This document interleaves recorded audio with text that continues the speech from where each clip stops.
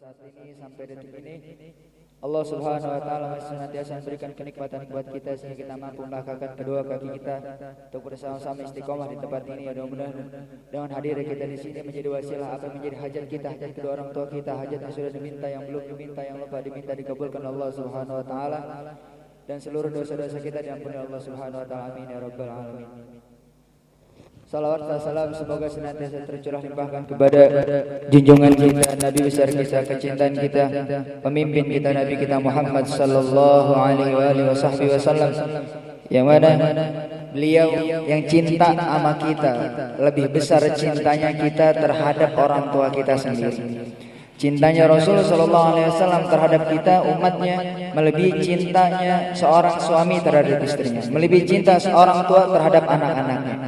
Maka beruntunglah, berkata Al-Imam Abu Umar Muhammad bin Salim bin Habib bin Abu Bakar bin Salim, beliau mengatakan bahwasannya tidaklah ada nikmat yang terbesar tatkala Allah berikan terhadap umat manusia melainkan tatkala kita dilahirkan oleh Allah Subhanahu wa taala berada di dalam umat barisan Nabi Muhammad sallallahu alaihi wasallam. Dan mudah-mudahan kita yang mengaku sebagai umatnya di yaumil qiyamah nanti mendapatkan syafaatul uzmah di yaumil qiyamah. Amin ya rabbal alamin. Pertama-tama kita sebenarnya saya pribadi Al-Fakir tadi diminta sama Bang Dede, bahasa orang sini mas serep dah. Kita belajar bareng, kita sharing bareng, kita akan tentang membahas definisi takwa yang pernah dijelaskan Imam Ghazali dalam kitabnya Bidayatul Hidayah. Imam Ghazali seorang ulama besar, seorang sufi besar, sufi yang agung yang mana beliau mencintai Allah dan Allah pun mencintainya. Bukti tatkala Allah Subhanahu wa taala mencintai seorang hamba adalah tatkala Allah angkat derajat orang tersebut di mata manusia dan di mata para malaikat. Kita telah mengetahui bahwa bagaimana jasa Imam Ghazali rahimahullah ta'ala anhu diangkat derajat oleh Allah Subhanahu wa taala walaupun beliau sudah tidak ada di tengah-tengah kita, tetapi kita masih berasa merasakan betapa berkah daripada ilmu-ilmu beliau. Dan mudah-mudahan kita yang hadir di tempat ini menjadi hamba yang istiqomah di jalan Allah Subhanahu wa taala. Qala al-musannif rahimahullah ta'ala anhu wa nafa'na bihi fid darin amin. Imam Ghazali mengatakan wa taqwa ibaratun an intisalil awamirillahi ta'ala wa ijtinabun nawahi. Bermula yang bernama dengan kata takwa yang berarti daripada menjunjung tinggi segala perintah-perintah Allah dan menjauhi segala larangan-larangan Allah Subhanahu wa taala. Takwa sebagaimana dikatakan Imam Jalaluddin As-Suyuti wal Imam Jalaluddin Mahallah dalam kitabnya Tafsir Jalalain tatkala beliau berdua menafsirkan daripada ayat di dalam surat Al-Baqarah, takwa yang berarti menjunjung tinggi seluruh perintah-perintah Allah dan menjauhi segala larangan-larangan Allah. Dan bagian takwa tersebut kata Imam Ghazali ada dua perkara.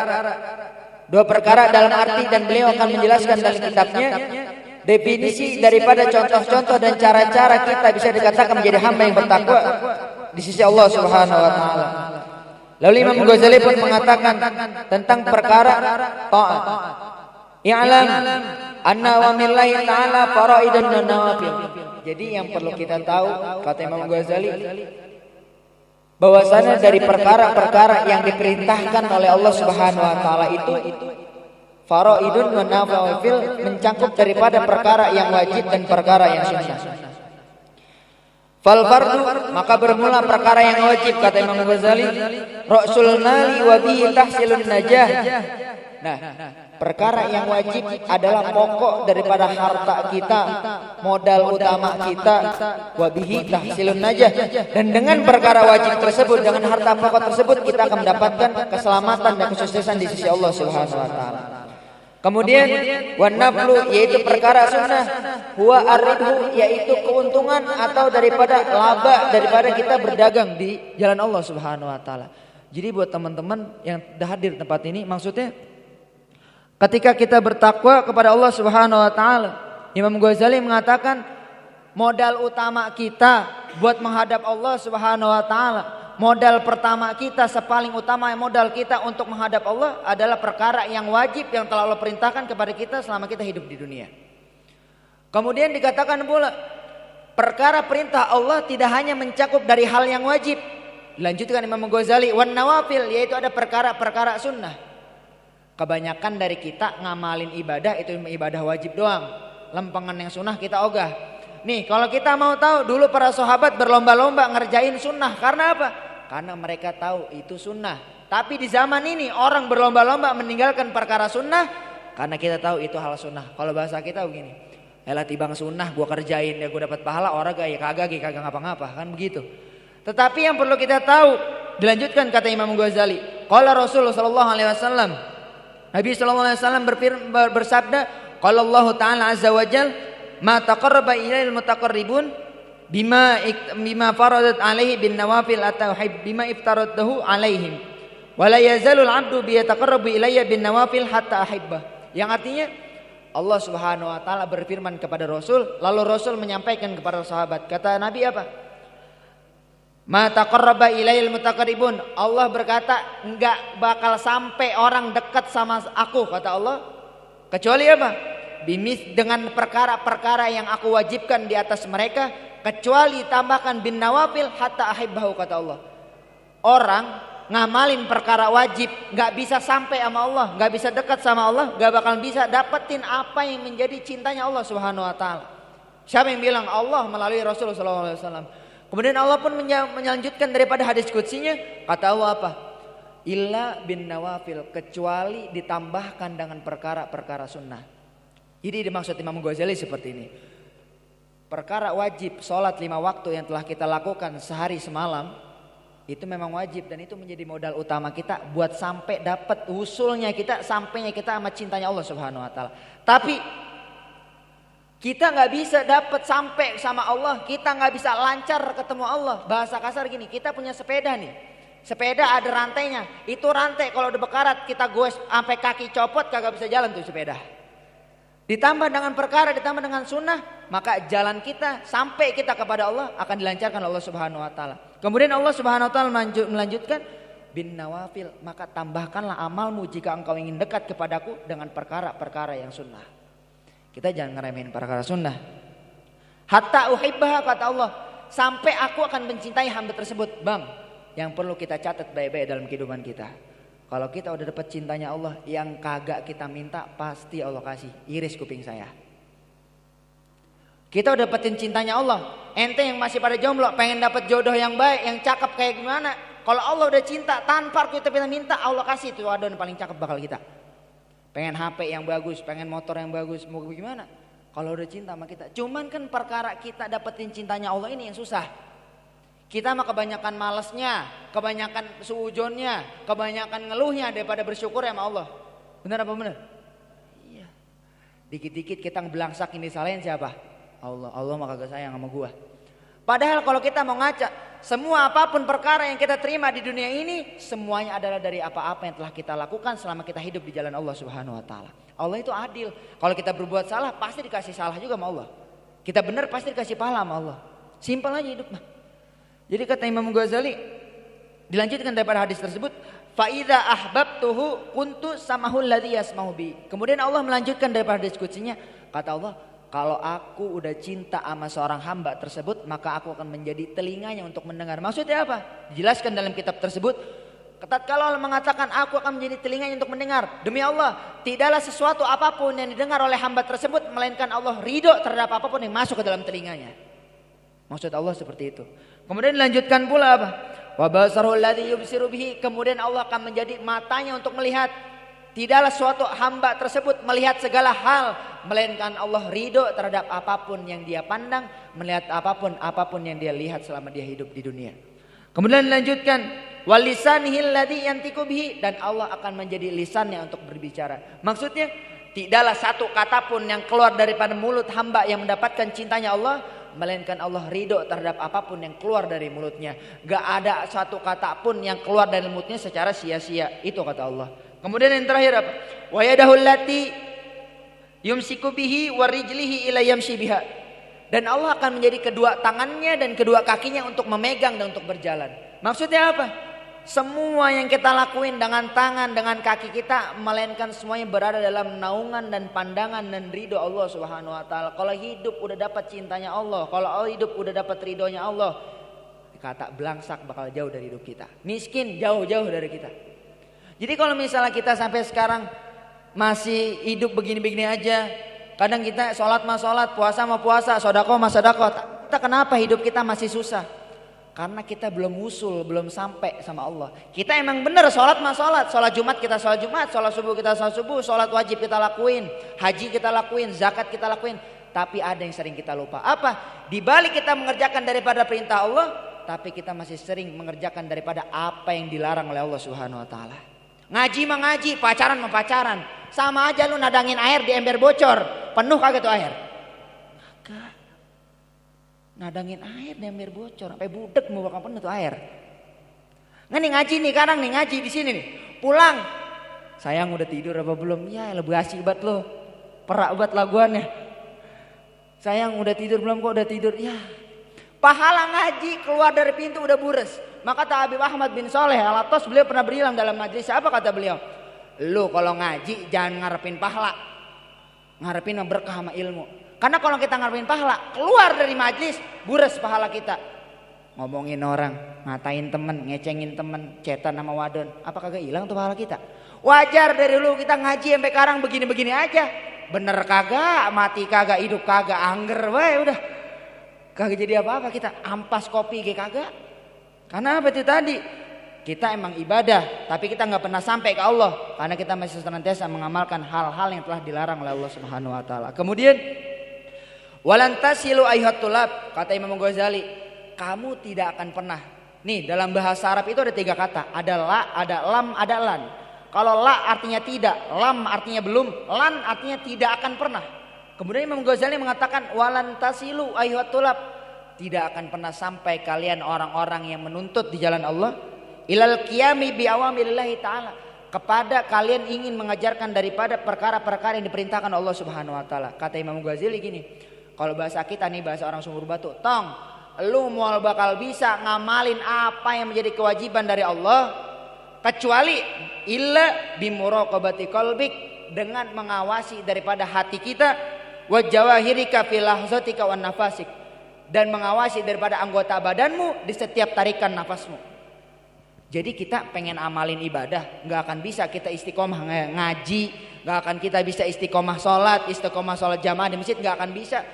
Illa kecuali nih resepnya 2 kata Imam Ghazali.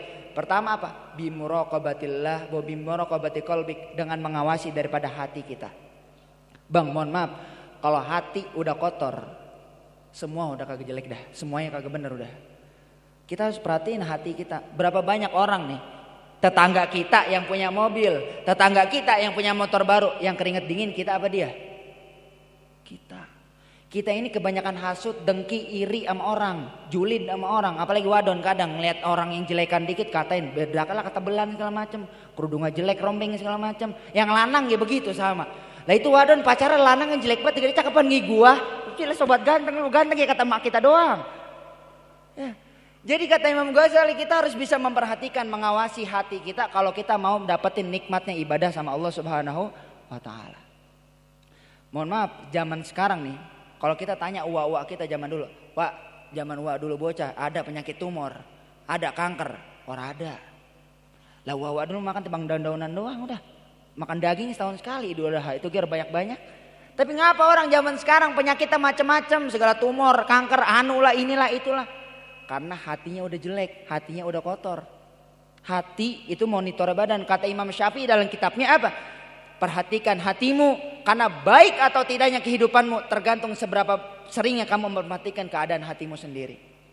Jadi paling pertama kita harus perhatiin hati. Hati kita gak boleh julid sama orang, dengki sama orang, sirik sama orang, jelek-jelekin orang. Orang ngatain kita, udah tahan ya tahan. Nanti ini di akhirat kata Nabi SAW, kama qala Rasul, ada orang yang dibangkitin sama Allah, dia kaget amalnya bures semua. Kemana tuh amalnya? Amalnya dikasih sama orang-orang yang dia caci, dia maki, dia hina selama dia hidup. Dia miskin nanti ketika hidup. Karena apa? Senantiasa hatinya penuh hasut dan dengki kepada sesama hambanya Allah Subhanahu wa taala. Kemudian resep yang kedua kata Imam Ghazali, kalau kita pengen istiqomah bisa ngejalanin ibadah perintah Allah, kita harus perhatiin yang namanya anggota badan kita. Tangan kita bakal apa, kaki kita bakal apa. Tangan apa cuman bakal main Among Us, apa cuman main PUBG, apa pengen main ML. Lu ML udah mitik bikin akun baru, dari mau apa mitik lagi. Terus udah begitu. Apa tuh tangan bakal ngegeblagin itu kulit kambing, kaki pepetangan pada gompal. Semua akan dicatat oleh Allah Subhanahu wa taala. Bang, mohon maaf. Nih kalau kita mata orang, kita bisa lengah daripada penglihatan kita sendiri. Tapi demi Allah, Allah Subhanahu wa taala memperhatikan, gak ada amal sekecil apapun yang lewat daripada perhitungan Allah Subhanahu wa taala. Entah itu baik, entah itu buruk, pasti akan ada dicatat dan ada balasan dari Allah Subhanahu wa taala. Jadi tangan kita yang lanang apa cuman bakal nyemek-nyemek tangan wadon, apa bakal apa? Ini wadon-wadon karang zaman sekarang nih kalau ditisum itu buset deh. Udah banyak banget jari tangan, telapak jari orang, belah mari tangan si anu, belah mari tangan si ini. Udah banyak banget wadon dah. Ya. Yang lanang kayak begitu sama ngeliat wadon dikit udah ketap, ngaji lu ngaji, mata ngeliatin wadon baik. Semua yang kita amalin, semua yang kita niatin akan kita mendapatkan pula telah apa-apa yang kita niatin. Kaki kita perhatiin kata Imam Ghazali. Sejak kapan? Setiap kita mengembuskan nafas, sejak kita dilahirkan oleh Allah sampai kita dipanggil oleh Allah Subhanahu wa taala. Jadi semuanya kita nggak akan sampai dapetin istiqomah, bisa menikmati keindahan beribadah kepada Allah. Ada iman, ada Islam, ada ihsan. Ihsan diterjemahkan Imam Nawawi rahimahullah ta'ala dalam kitabnya Riyadhus Shalihin. Apa kata beliau? Ihsan anta'budallaha ka'annaka tara fa in lam takun tara fa innahu yara. Kenikmatan ibadah sesungguhnya yaitu ihsan. Tatkala kita seakan-akan beribadah melihat Allah. Kalau kita nggak ngelihat Allah, rasakan bahwasanya Allah Subhanahu wa taala melihat kita. Baik-baik. Makanya. Jadi kalau kita ngaji, pulang, udah sayang. Kita dapat pahala ongko, ilmu ongko, PC kayak iya, kebuli ya kenyang perut. Kalau ada itu kayak kalau mulid doang. Kalau ora ya udah. Cuman tolong jangan sampai amal yang udah kita cari, amal yang udah kita tadangin nih. Dari tadi duduk pegel-pegel di ubin segala macam, perut lapar, belum ngopi, mulut asam segala macam, jangan sampai semua sia-sia. Kalau emang demen sama wadon, nih pernah berkata Imam Umar Mukhdar bahwasanya kata beliau, jika seorang laki-laki dia katakan dusta kalau dia cinta sama perempuan tapi dia nggak mau nikahin tuh wadon. Yang punya wadon jangan geblek, lanang saya cinta sama kamu. Aku cinta banget sama kamu. Cinta, kawinin, nikahin. Belum kuat kawin, entong pacaran. Pacaran duit masih minta sama mak. Babak masih naktir. Mak lu tong di rumah makan keri, lu makan pizza. Belagu banget. Kebina-bina tuing atau jadi orang teh. Jangan begitu. Ya, ngerti paham sampai sini? Iya, jadi kalau misal kita pengen dapetin kenikmatan ibadah kata Imam Ghazali, yang pertama kita harus ngawasin hati. Yang kedua kita harus ngawasin anggota badan kita. Sejak kapan? Di setiap hembusan nafas kita yang telah diberikan oleh Allah Subhanahu wa taala. Fa'lam anna tabarakallahu taala muttaliun ala dhamirik. Nih yang perlu kita catat. Kata Imam Ghazali, diancam kita Imam Ghazali. Ketahuilah wahai hamba, sesungguhnya Allah Subhanahu wa taala yang Maha Agung dan Maha Mulia itu muttaliun alaika dhamirik. Allah itu tahu atas apapun yang terbesit di dalam hati kita. Kadang kita udah ngomong nih dalam hati, belum kita omongin di mulut, tapi Allah udah tahu. Kita niat jahat sama orang, kita ngatain orang dalam hati, orang itu nggak tahu tapi Allah tahu. Makanya pentingnya kita menjaga hati. Kehidupan kita baik atau tidaknya tergantung seberapa kuat kita menjaga hati kita dari hal-hal yang diharamkan Allah Subhanahu wa taala. Jadi kita belajar dari kecil, dari muda nih kita ngejaga hati kita. Bini kesel, nah kalau kita punya bini kita kan gak tahu bini kita rewel apa ora. Apa bagaimana. Wadon nih kata Nabi SAW, almar'atu kadila, seorang perempuan itu seperti tulang rusuk. Bengkok kagak, lempeng kagak. Diantepin bengkok mulu, dilurusin ya patah tulang rusuk. Itu wadon. Makanya kalau wadon ditanya, Neng kenapa? Gak apa-apa. Kita diemin, yang disalahin kita, pegang omongan gua. Abang mah kagak peka. Tadi lu panjul gua tanya lu kagak ngapa-ngapa. Kadang lempengan gua diem bae lu gua domelin. Wajar. Nabi SAW ada kitab namanya Fi Baitir Rasul.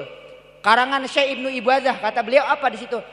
Siti Aisyah pernah cemburu sama Nabi. Sampai Siti Aisyah ngediemin Nabi. Ditanya sama Nabi. Wah ya Umairah kamu ini kenapa?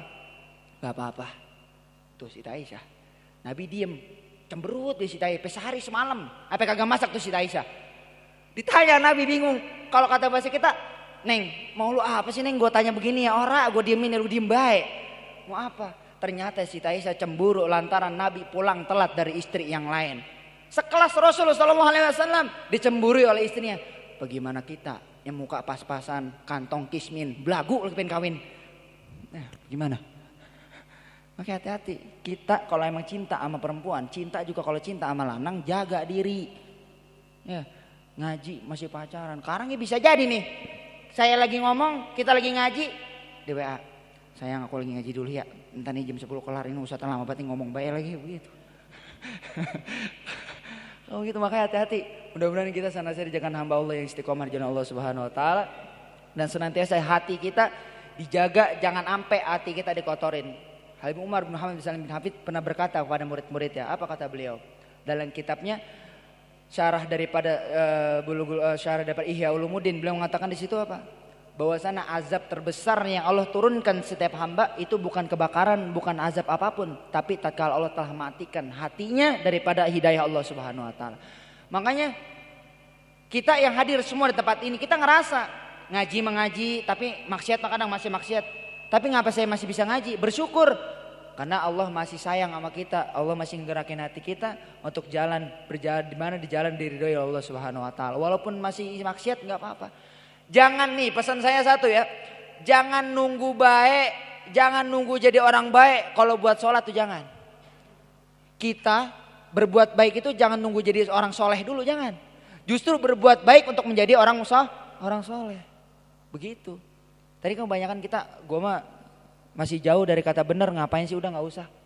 Makanya hati-hati. Mudah-mudahan itu tadi kita masih menjalankan daripada apa yang diperintahkan Allah Subhanahu wa taala, dan senantiasa diberikan keistiqomahan jalan Allah Subhanahu wa taala. Mungkin hadam ini, mohon maaf apabila salah kata. Wassalamualaikum warahmatullahi wabarakatuh. Waalaikumsalam warahmatullahi wabarakatuh.